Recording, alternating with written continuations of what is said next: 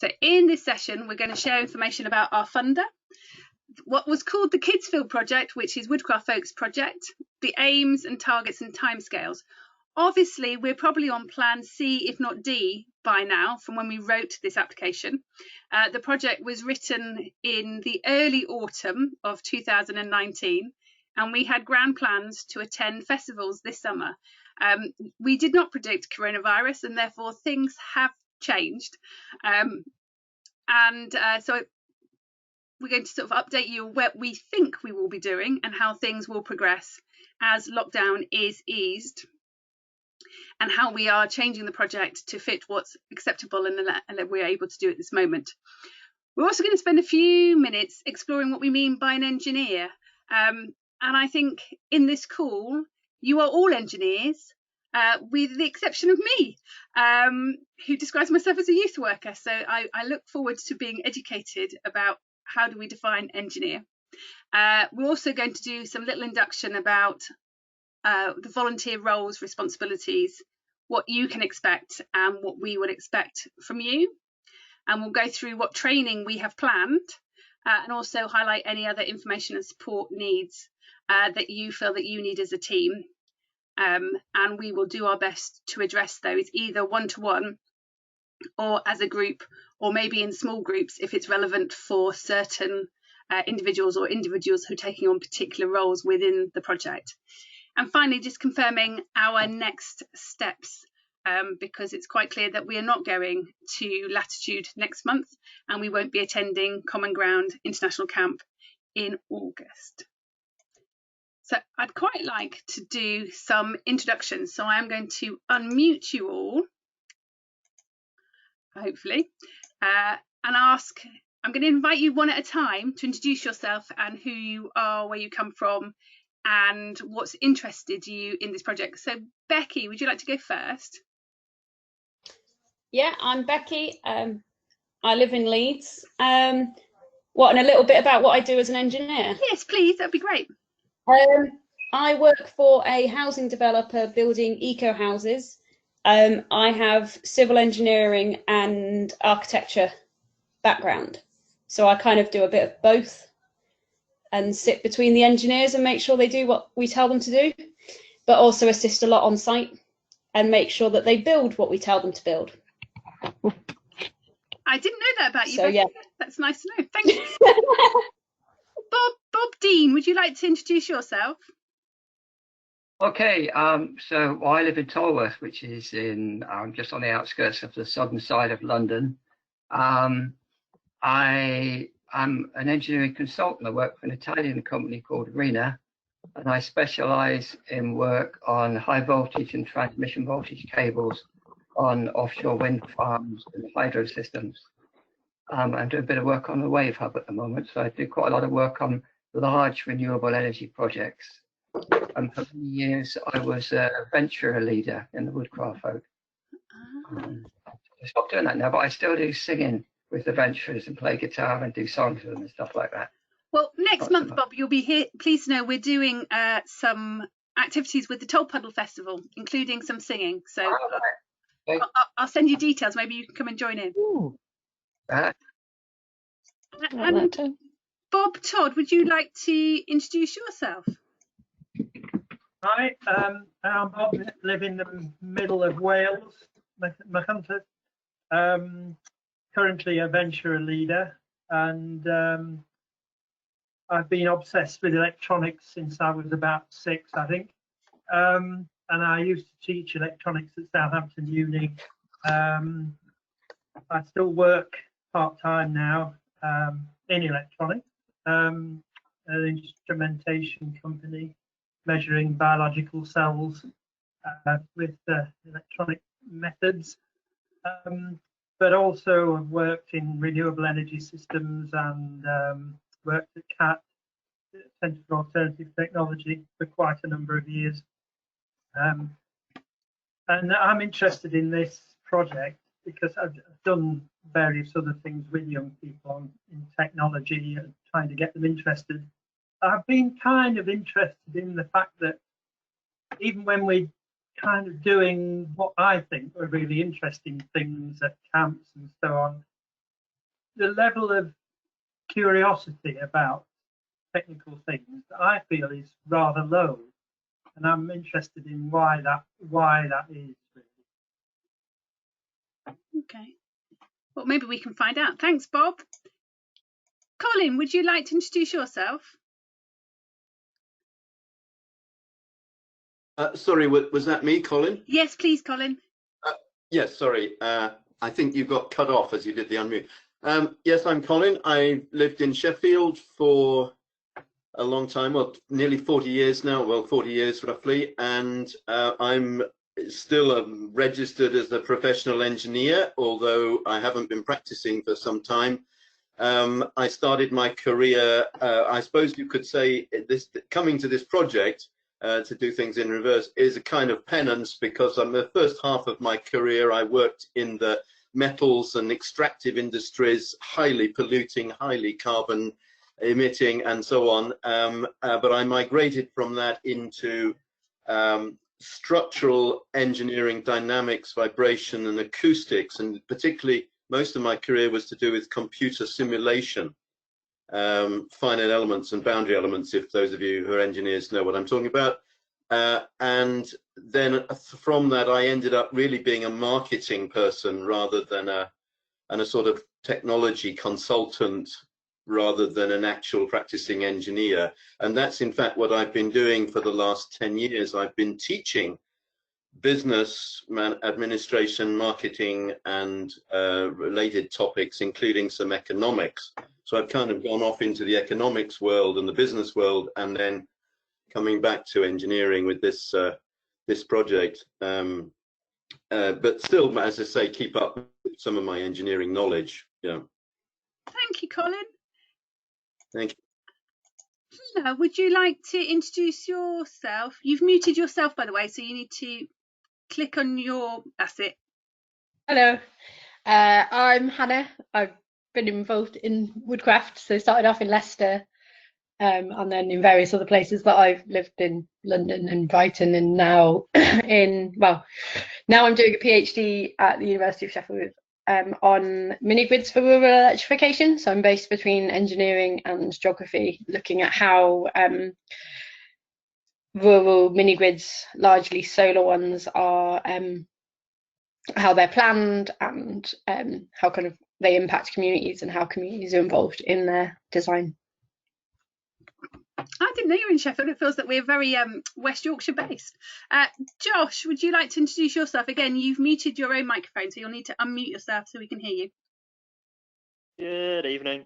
I was in Woodies for quite a long time, in Hebden Bridge district growing up, and then Hornsey as a leader when I was in London for undergrad. I've not been involved for a couple of years, but I'm very excited to come back to the fold.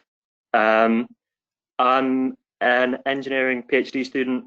I work mostly on numerical methods for aerodynamics, so CFD.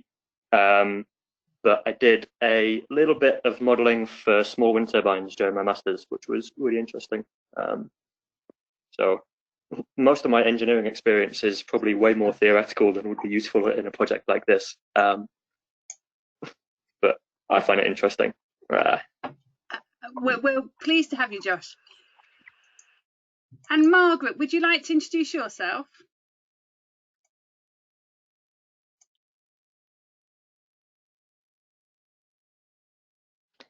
You cut out, Debs. Were you asked? Who I was were you asking asking? you, Margaret. Oh, there you go. It must be some function. It happened to somebody else, didn't it? I thought maybe it's me because there's a long silence. So I was science educator for 20 plus years in a variety of different settings. And I've been a volunteer with the Woodcraft Folk in Leicestershire for a long time. And I volunteered on a number of Woodcraft Folk programs, Global Village, a couple of different venture camps, working on the sustainability programs. My professional career, I've been involved in sustainability education. I'm involved in a couple of national programs, the AAC I'm a trustee there, and SEED and the National Association for Environmental Education. So I'm really, really looking forward to getting involved in this, and it's just been lovely listening to people's stories. So great. Thank you, Margaret. I'm going to invite Matthew next, but I'm just slowing down in case I cut out again. Matthew, you are currently self-muted as well, so you'll need to click your... That's it. Yeah, hi, I'm Matthew. I'm from Edinburgh. I grew up, I think my first woodcraft camp was when I was age 0, and then I was in it throughout my childhood, which was amazing. And I've just finished my civil engineering degree last year, and I've started a job as a structural engineer in Edinburgh in the buildings team. Well, thank you, Matthew. And you obviously now make sure we cover the whole of the UK. Between you and Bob, the sole Scottish representation. Thank you, Matthew. I'm going to invite Paul to introduce himself next. Paul. Hi, thanks, Debs. Paul, yeah, I'm also from Leicester, and was one of the people that helped put the proposal together. Previously done a Royal Academy of Engineering project with the Face Your Elephant project, where we take young people to festivals. I'm retired now, but before I retired, I was a professor of energy management at De Montfort University and did a load of projects trying to encourage young people to get interested in energy efficiency and renewable energy. My research focused on sort of urban energy management and CO2 reduction at city scale. Thank you, so that's Paul. me. I'm going to invite Robin next. Robin, you've also self-muted. Wonderful. Hi there. I'm based in Exeter. I help with a pioneer group in Exeter, Geese Group, and I've been involved with mainly industrial heat transfer, heat pumps and refrigeration, both on the mechanical heat transfer side and on control systems for quite a while. I started out doing a degree in energy engineering about 1 million years ago, and so try and keep across some of this stuff. Thank you, Robin. And I'm going to invite Steve and Emily next, who are also muted. That's it. Hello, I'm Emily. I think my background is probably more different to everyone else. I'm a biomedical engineer, and also we're quite new to woodcraft, so we don't really know that much about the organisation, but interested to find out more. So I've worked as a biomedical engineer in sort of academia for around 8 years, and I've worked on research projects such as modelling neurons with the context of traumatic brain injury, and at the moment I'm interested in sort of how sports technology and sports science could work, and we're designing wearables for tracking that. And I'll hand over to Steve. And I'm a mechanical engineer, and I work for Veolia, primarily on nuclear decommissioning and a little bit of fusion new build in the France Cadarache project. So I like projects involving low CO2 energy. Excellent. And you both from Didcot? Yeah, we live in Didcot, but we actually studied in Sheffield.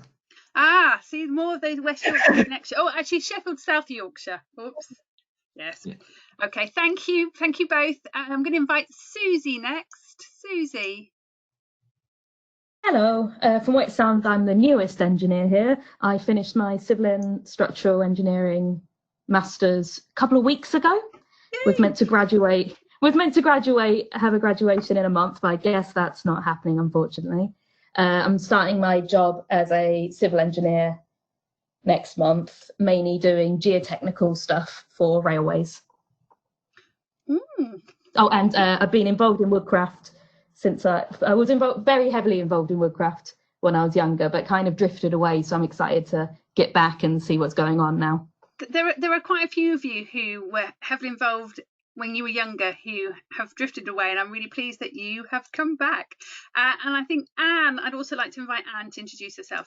Anne, you need to unmute yourself and then we will hear you. Yay. Yeah, hello. I've been involved as a leader in Woodcraft Folk for quite a long time now, 20-something years. So I'm a venture leader at the moment, but I've also got a long history in education about sustainability, about renewables and energy for children, for young people. Excellent, thank you, Anne. Is there anybody else who hasn't spoken? There's a message here from Margaret saying Susie took part in the Face Your Elephant project. Is that true, Susie? Yeah, I did. I went to Latitude actually with it. How long ago was that? Oh, bloody hell. I don't know, how long ago was it, Margaret? Oh, and Josh was also involved in Face Your Elephant. You see, you've all got a background. Thank you. Okay. Thank you for the introductions. Oh, Margaret's saying it was 10 years. I don't believe it was 10 years ago. Surely it can't be that long ago. We'll move on and tell you a little bit more about our funder. We'll come back and do some more chatting later. So our project has been funded by the Royal Academy of Engineering, and it's supposed to be about developing talent and skills of engineers. So this, for the funders' point of view, is actually focused on you. Rather than the children and young people. Woodcraft Folk would like to have a balance. We'd quite like to develop the talent and skills of our young people too. But this is about how we can support you to learn from each other, to learn about engagement skills, working with young people, and how we as a whole project can develop how we share engineering and an interest in engineering to the wider public. So Bob's point about young people questioning and young people being interested in how things work, it is a very valid outcome for this project. If you are interested in seeing all the other projects, I've included a link there, and I will share this recording with you and that link so you can see the other projects. There are 3 others that are working in a sort of climate change sustainability field, but the others are all very, very varied, and all of them are also restructuring to figure out how they can deliver in the current lockdown environment.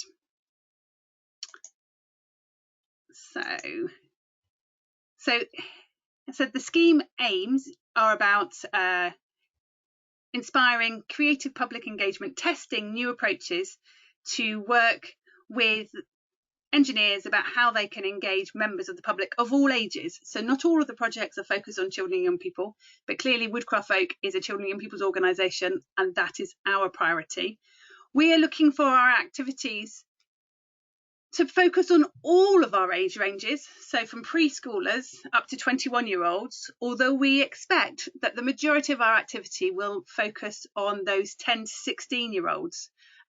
But we will see if our expectations are correct, because we may be proved wrong. The scheme also wants to motivate you as engineers to share your story, to share what inspired you to become engineers and the things that you enjoy about the job. The scheme is as a result of some research that most of the public don't know what an engineer is, what an engineer does, and think that engineers are only for really, really clever people, and that you really need to be really good at science, or you need to be really good at maths, and that it isn't open to general children and people. So what we want to try and show through this project, that actually there is an engineering role for anybody, and that we can all develop our skills and our interest in engineering solutions. I won't read out the rest of it, but you can see that it is all just basically raising awareness of engineering and how engineering impacts on our daily lives. For us as a project, it's focusing around climate change and climate emergency, and how engineering will create solutions that will improve the way that we live and make a difference to climate.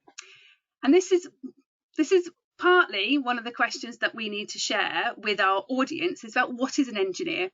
And I particularly am quite interested to know what is an engineer. So I am going to unmute you all so you should all be able to speak. If some of you have noisy background noise, I might cut some of you off nicely. Is there anybody who would like to share how they describe what is an engineer when somebody goes, what do you do for a living? And you go, oh, I'm an engineer. Anybody want to be brave and share with the group? I design things. I design things. That's a good answer. in a basic, very basic nutshell. I design things. Other people, what else do you share? I have to say, I will confess that for many years I stopped introducing myself as an engineer in many, many different situations, but generally in social situations, well, not cocktails, but whatever, that sort of thing, because it was a conversation stopper. And I would actually say to people, I'm an acoustician. And then they would say, what? Yeah, I would say, yeah, that. So that's the problem. It's almost too big a term. It's almost too broad. But I think designing or being ingenious, engineering is an ingenious thing. It's something around that. Okay, thank you. Anybody else? I used to design things. And I can remember years ago when I lived in Liverpool going to a party and saying to a woman that I met, saying, oh, what do you do? I said, oh, I design stuff. And it was a big turn-off. I remember that. She wasn't very impressed. But these days, I do work for people who have problems. So I look at things to find out what condition they're in. Say very old equipment that's still being used. Or I look at things that are blown up to see why they've blown up. And I do that all around the world, so I find it really interesting. It's good. Okay, cool, thank you. Anybody else want to share how they describe being an engineer? Bob here, yeah. Hello? Hello. Getting me? Hello, am I? We can hear you, Bob. Are you getting my audio? We are, yep. Yeah, I think it's using a sort of scientific understanding to try and solve or help with real world problems, but it's not the same as science. It's kind of just knowing enough to apply it in a sort of pragmatic sort of way without delving into unnecessary detail. But I think it's the ability to try and solve real world problems which are in themselves and maybe nothing very technical at all. But... Okay, thank you, Bob. Anybody else? Yeah, I think problem solving with a purpose. I had a lecturer who would say that the physicists in the building next door to us would just try and understand something, and that was it. They'd understand it really well, but that was it. Whereas as engineers, the point is to understand it and then go, but how do I make it better? Like, not be happy with how things are, but try and like push forward. Excellent. Thank you, everybody. I'm going to turn you all off again now. Sorry, it feels ever so rude to switch people off, but it helps to stay on. Okay, thank you for that. A little bit more detail now about the Kids Field project. As I said, when we submitted this application, which I think was in September, we had this grand ambition that we would spend time this summer in kids fields at festivals, and clearly that hasn't happened. But our aims are to provide training to 40 engineers. We have currently recruited 20 engineers, so we do need to recruit some more. We sort of stopped our recruitment when it became really clear that our project wasn't going to progress as planned. And now we intend to start that recruitment again from July and work to trying to get more up to speed by the time the academic year starts in September. We want to assist you as a team of engineers to create educational content that we can deliver ideally at festivals, but also in schools, online, and as well as in woodcraft folk groups. We are looking to engage over 2,000 children and young people in total. We originally had a higher target than that because we assumed that we would engage large numbers for small periods of time during their involvement at festivals. We're going to be delivering more activities online, than we originally planned because of coronavirus, and we are going to be delivering more activities to woodcraft folk groups and local schools because we haven't got the opportunity to go to festivals this summer. And importantly, we're going to try and learn. I think it was Josh who said about making things better or problem solving for a purpose. One of the things that the Royal Academy of Engineering is really keen to learn is what's effective. So this project will have evaluation and monitoring for you as engineers, as well as the children and young people that we seek to engage. And that together with the other grantees, we will be building the understanding and knowledge that the Royal Academy has of what is effective in engaging members of the public in engineering topics. Oh, I see Susie arrived and left and come back again. Okay, we have some targets to hit, as with every funded project. So our target is to recruit 40 engineers, and we've roughly recruited about 20. Of the engineers that we currently have recruited, 75% of them are under the age of 35, and that's a percentage that we need to stick to. So we're looking for new engineers to bring their ideas and experienced engineers to also share their learning. But we do expect that both new and experienced engineers will learn from each other. We're also targeting people who are other than male. Whilst we have enough male engineers, women are underrepresented in the sector, and we are looking to give them opportunities through this project. We will be delivering 10 online workshops through Woodcraft Folks Dream Big at Home. Dream Big at Home is the online and remote programme offer that Woodcraft Folk has made to children and young people as part of coronavirus. And we hope between now and Christmas that members of this project will be able to deliver 10 sessions to our young members and other young people through that platform. We're also looking to produce blog posts, engaging discussion pieces where maybe you're reviewing research papers or sharing new technology, trying to inspire an interest in engineering and knowledge about climate change and engineering solutions. We'll also be delivering 20 workshops to our local woodcraft folk groups and schools. We will be working with you to match you up with your local group. Oh my, I can't read that. What does it say? And we will also be attending Latitude Festival next year. And looking for our young engineers to participate in conferences and events and assemblies. Now, some of those will be online, and some of those may be conferences, and some of those may even be overseas. So we will be looking at lots of opportunities for you. Margaret has just put a comment in the chat, which I need to open and read. So it says, if we can now change to working more with schools, we can, yes. So Margaret's pointing out that we have another project funded by the National Association of Environmental Education, which is about teaching youth workers and teachers about how to teach climate science, and that we will be looking to work with some peer educators to do that work. That's another project that started on the 12th of March and very quickly stopped a week later, and we will be picking up again in September. But if you're interested in that, I'm more than happy to tell you more about that another time. I'm quite interested to hear from you about what interested you in this project. So we've heard a little bit about who you are, your involvement in Woodcraft Folk, what you do as an engineer. But I wondered if any of you would be willing to share why you felt that this was the project that you wanted to participate in. So I've unmuted you all again. Is there anybody who'd like to share what made you think, I like the sound of this, I'd quite like to participate?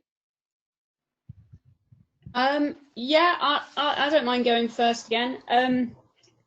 I used to be a secondary school teacher, so I used to run STEM groups, STEM after school STEM clubs, and generally tried to do teaching maths with a bit more of a focus on real world problems. So the fact that I suppose it kind of links together a lot of my experiences being a teacher as well as my engineering, and the fact it's, you know, climate change focused, so it all kind of neatly brought it all together. Thank you, Becky. Yeah. Cool. Anybody else like to share what interests them? That's Bob Dean here. I say, I mean, if I go back years, I used to be involved heavily in the oil industry, and I'm really pleased that I'm now doing renewable energy projects, and I very much enjoy doing it. I'm coming up to retirement actually, so I need to have other things to fill my time. I was a venture leader for many years, and I'm also a mentor, volunteer mentor with the IET, the Institute of Engineering and Technology. So I'm used to working with young people. And I looked at this and thought this is a great thing for me to do. It's something that I'll enjoy doing and I learn from it. Good. Thank you, Bob. This is Colin here. I used the word penance already. I think that perhaps relates to Bob's comment just now as well, having been involved in very polluting industries in the past and non-renewable ones. But I think the other thing that really captured my attention was that there's a tremendous movement amongst young people with the climate strikes on Fridays and all these things. And a lot of publicity, but it's very emotional. There's nothing wrong with that, but it needs to be rooted in real bottom-up practical things that people start to argue for and understand that they can lobby for and pester their parents about, whatever else. In marketing, that's what they do. Children pester their parents to do stuff, and then they do. And if they can be educated in doing that rather than just emotional about it, then that really is the opportunity to build better for the future. Excellent, thank you. Anybody else want to share? Matthew, do you mind if I pick on you? Sorry. Yeah, of course. I wanted to get involved because I wanted to get first to get involved back with woodcraft, and also when I was younger I was involved with the Edinburgh Power Pod, delivering climate workshops to young people, and I really enjoyed it. So I just thought I would learn something from it and be able to share my skills by helping some young people learn about climate change. Thank you. Anybody else? Yeah, Debs, I'll just say something. So I've been involved with Woodcraft Folk and the Face Relevant project for many years, and now retired. So wanted to do something to engage with young people again, and wanted the focus to be on more infrastructure and talking about how we solve the climate emergency rather than just individual people's behaviour. A lot of the original Face Your Elephant work at Latitude and other festivals was behaviour change, and really we want to be talking about not individual behaviour but societal behaviour change and infrastructure change. And being involved with the Bibblings site that Woodcraft Folk runs, there's an opportunity to look at Bibblings as a case study and to think how you would provide heat, light and power to the Bibblings campsite, and that can then be analogous to providing heat, light and power at a festival that can be analogous to providing it as a city. So how you decarbonise things, how you get people interested in it, and how you make it fun and exciting, and address big issues such as the green industrial revolution.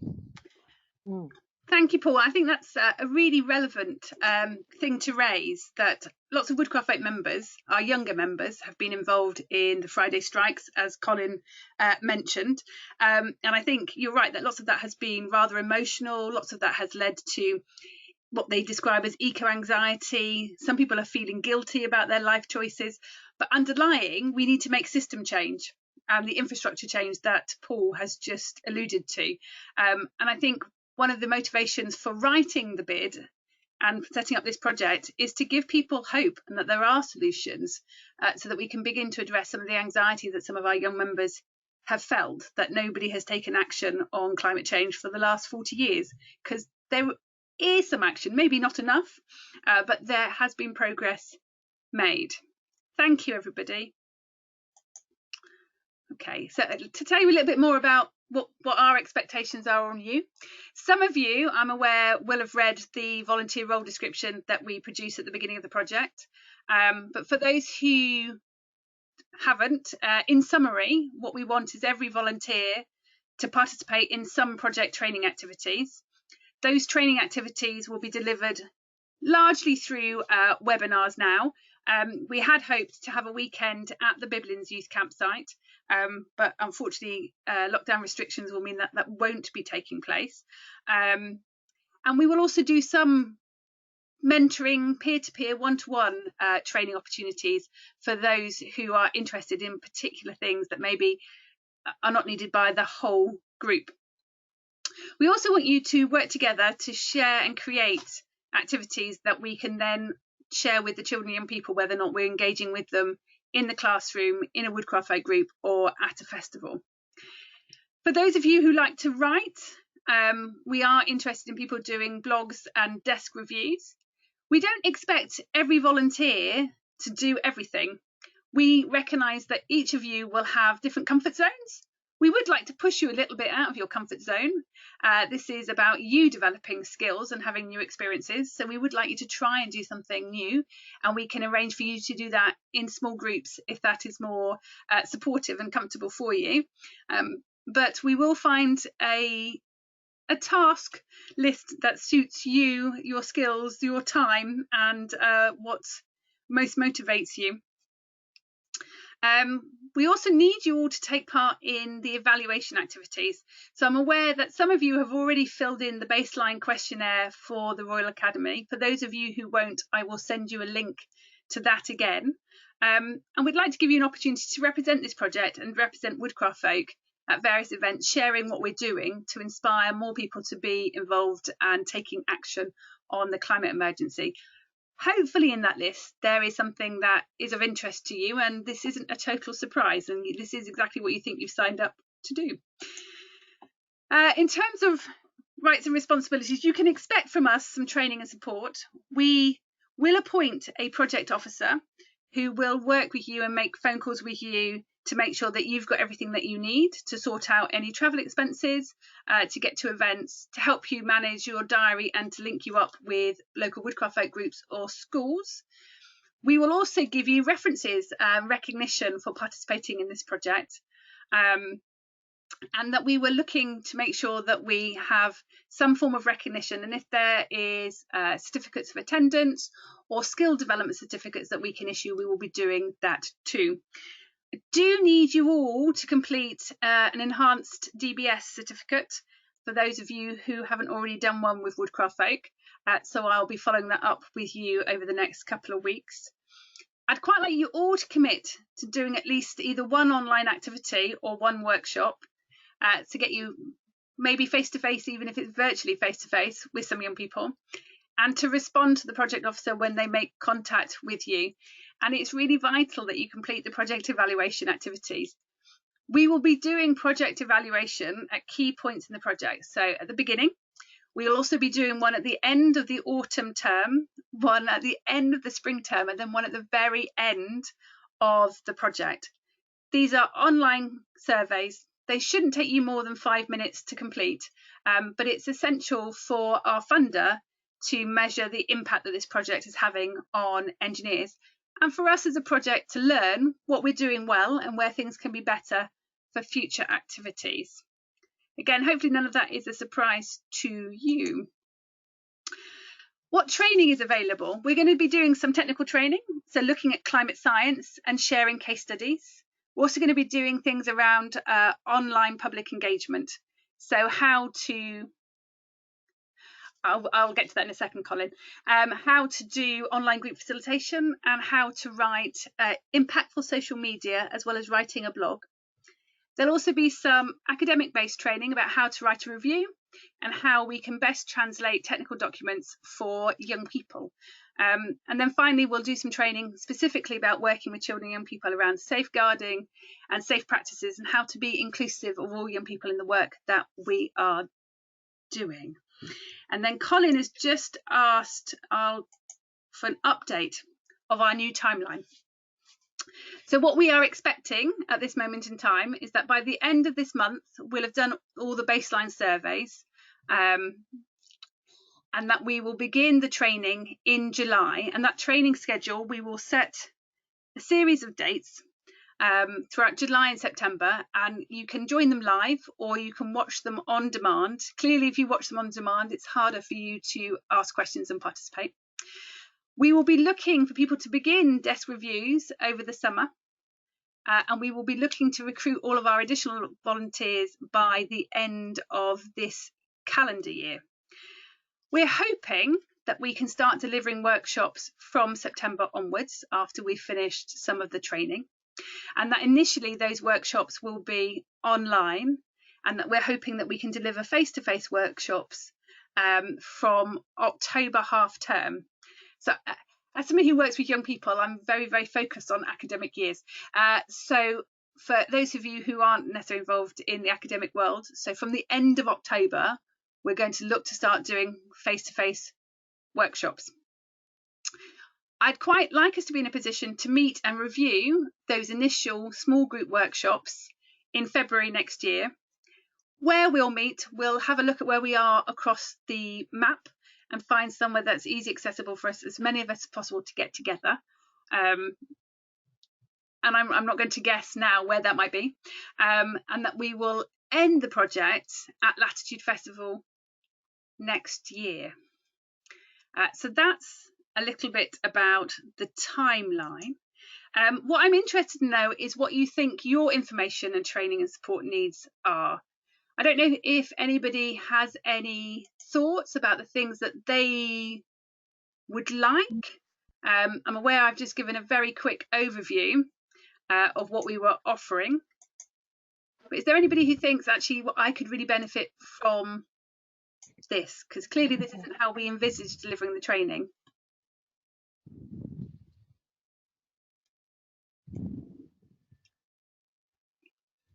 You're all beautifully silent, which I think is great.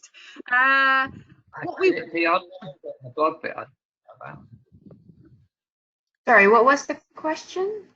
What training or support needs do you think that you might have to help you participate in this project? Out of those four? No, not out of these four. If there's anything that you think we haven't thought about. And I think it may be easier for you to answer this question when we send you the full training schedule. Debs, is it worthwhile saying that what we actually do will be dependent upon everybody here, that we don't know exactly what we will be doing. We'll be doing something in the kids field, and we'll be doing something related to the climate emergency, but we have to determine what that is and how to do it, and it's up to us really. You're not going to tell us what to do. We've got to decide what to do and how to do it. That's absolutely right. I'm definitely not going to tell you what to do. And Colin has just put in the chat about oh, I've just lost it again. Communication skills for working with young people.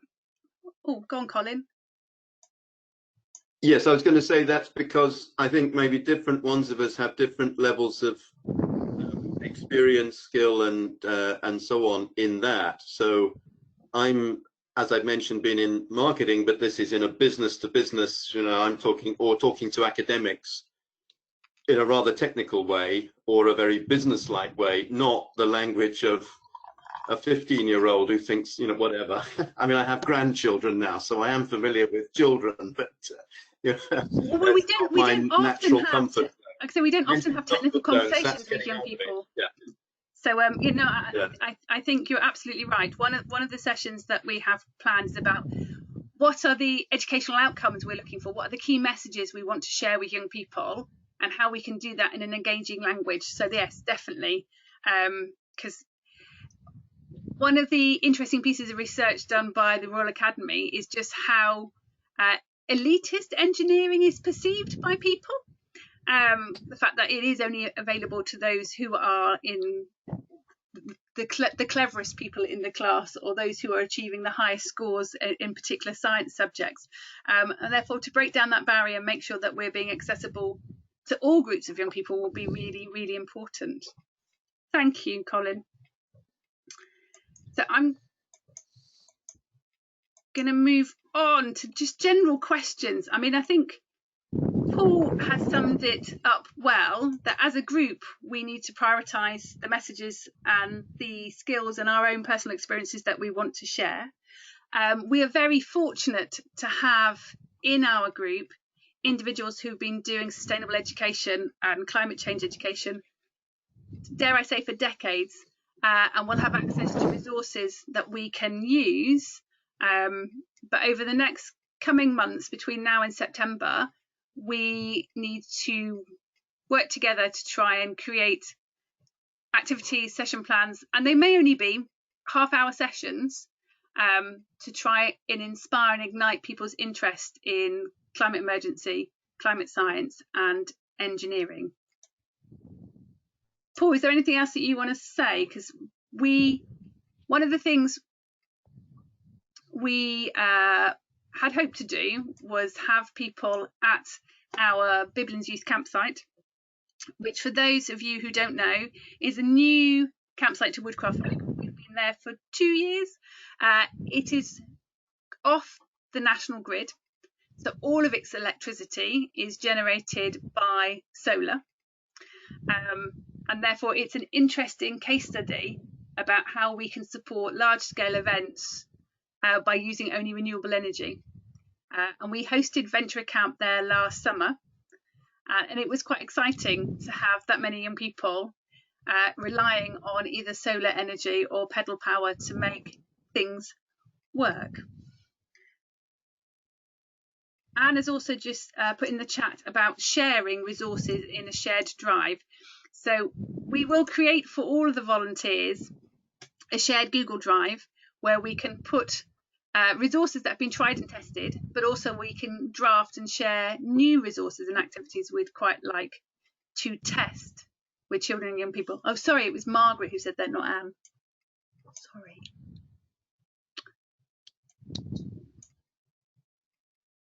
Does anybody have any questions at this point?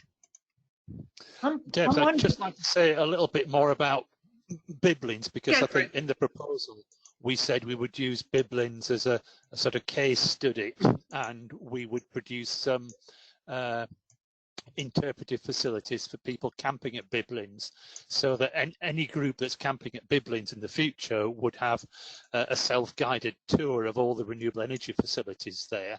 And for Matthew's benefit, now the power pod, Edinburgh Power Pod, is at Biblins and it is powering some of the site.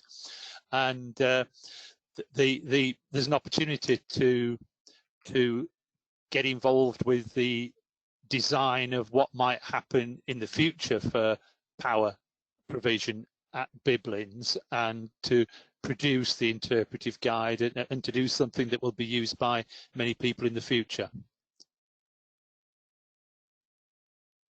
Thanks. I'm wondering about the possibility of using this sort of weird limbo period we're in now to see if we could recruit more young engineers, so they could then get involved in the training during the summer.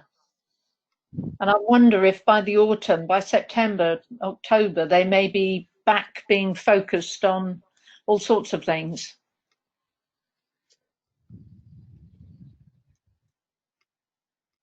We can try. I suppose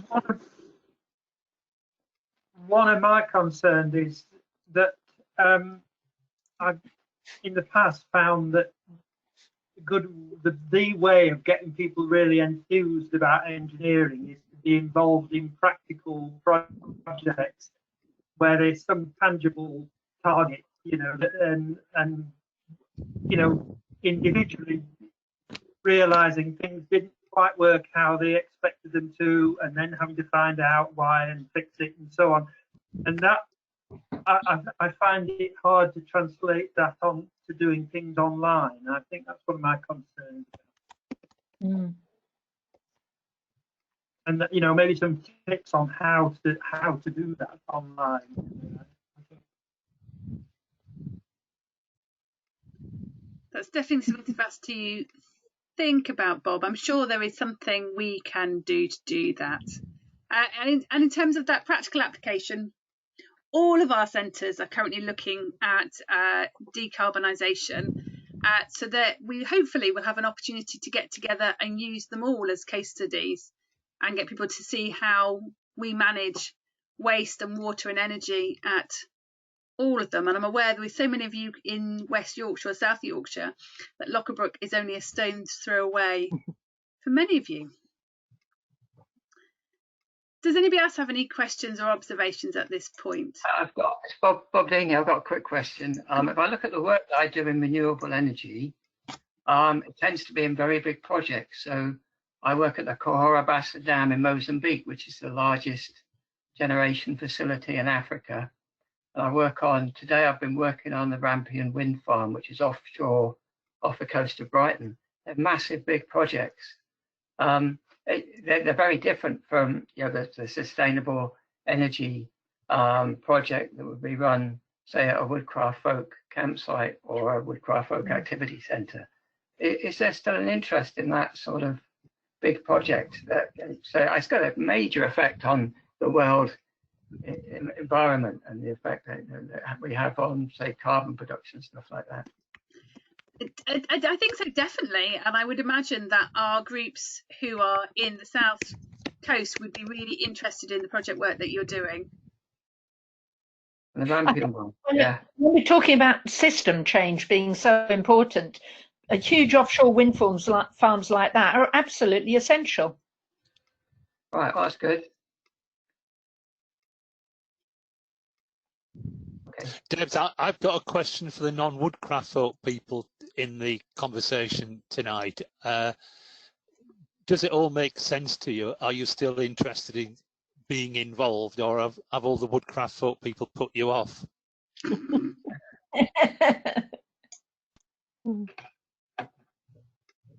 Absolutely not.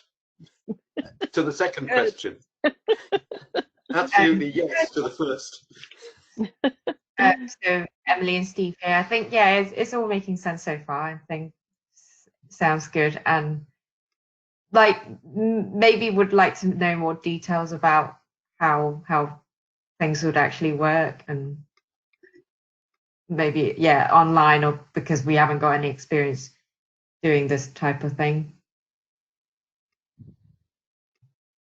I think some of the online stuff will be about sharing what activities are already happening. One of the big messages that came from our young members last summer is that they were attending school strikes and feeling very frustrated with all these adults who were failing to take action. So I think my perception of the early online activities, it'll be just sharing with them what is happening to give them hope and reassurance that there are large-scale offshore wind farms happening, and that will support future changes and reduce the impact of climate change. And then once we get those under our belt and we can begin to go into schools, and I feel that there might be a delay into going to schools at the beginning of the autumn term, that we can then be far more practical and hands-on in the way that we get young people to do some problem-solving activities. And that thing that I think it was Josh who said about problem-solving with a purpose.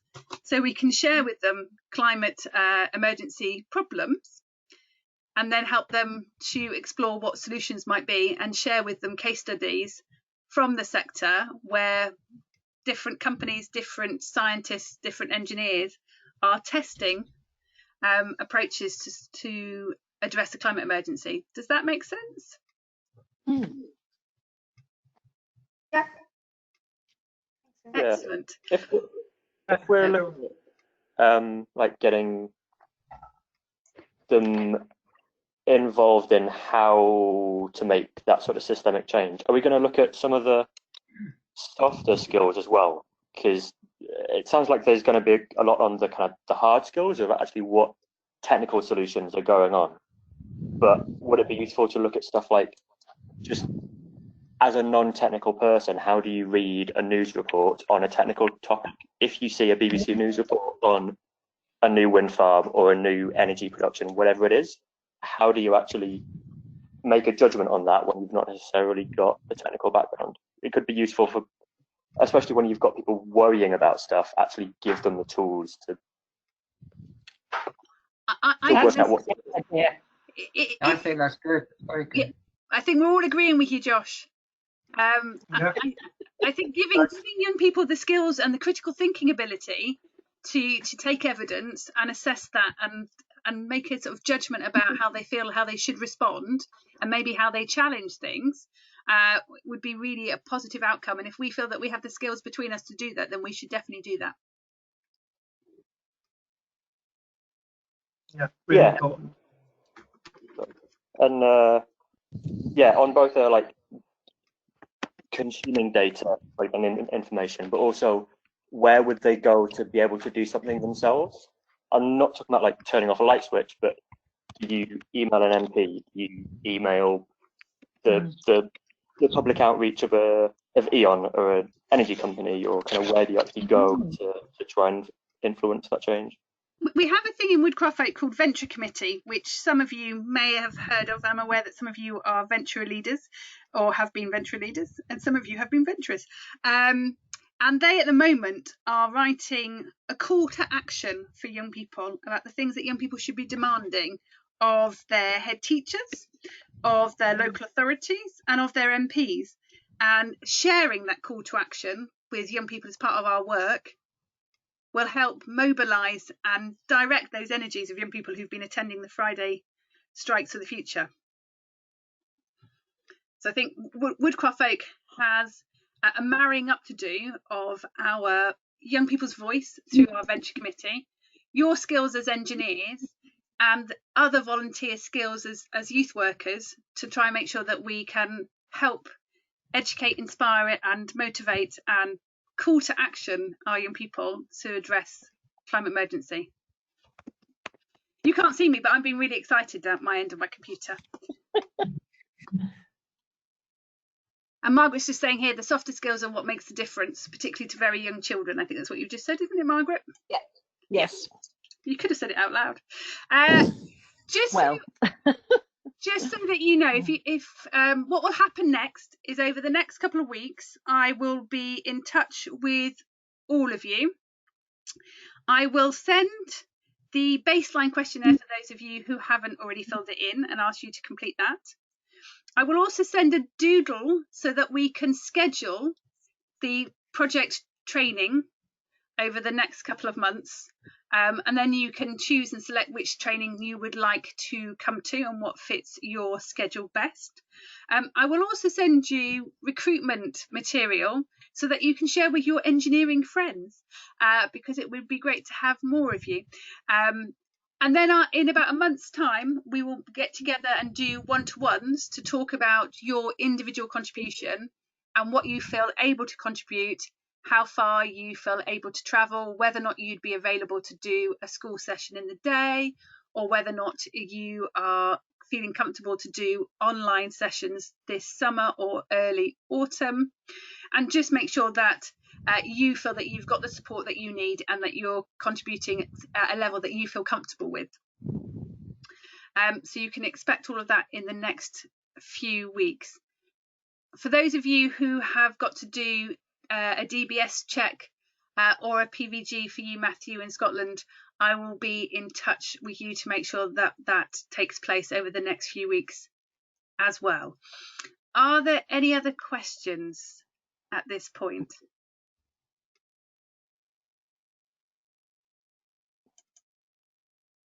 You're all free to ask if you want. Great project. Thanks. I mean, it'd be much better if we could all meet together and be in the same place and get to know each other. But we will make it what we can, and hopefully we can come together in small groups over the next couple of months to do some face-to-face work as well. Is there a local group in Oxfordshire? There are 14 local groups in and around Oxford. Oh, okay. So I can link you up quite happily. That's Steve and Emily, wasn't that? Excellent. I think all of you are somewhere close-ish to a group. And if we can't match you with a local group, then we may match you with a school, or we may encourage you to do online. But we will have those one-to-one conversations with you in July.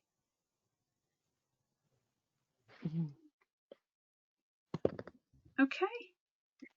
So if people don't have any questions, I will say good night and leave that with you. Expect some emails. I will also send you the recording of this session, so that if something comes back to you and you go, actually, I want to know this now, or you've gone away and you thought about it and go, actually, maybe we could do this. I think the truth of the matter is we can make this project whatever the team of volunteers want it to be, as long as it's related to climate change, young people, and engineering. So if we have a particular passion that we wish to share, or a particular question that we want to support young people to answer, then this project will give us the flexibility to do that, as long as it's linked to engineering, climate change, and young people. So perfect. So I think that's quite broad. So thank you very much for volunteering. Thank you very much for your time this evening. And I do look forward to meeting you all in person.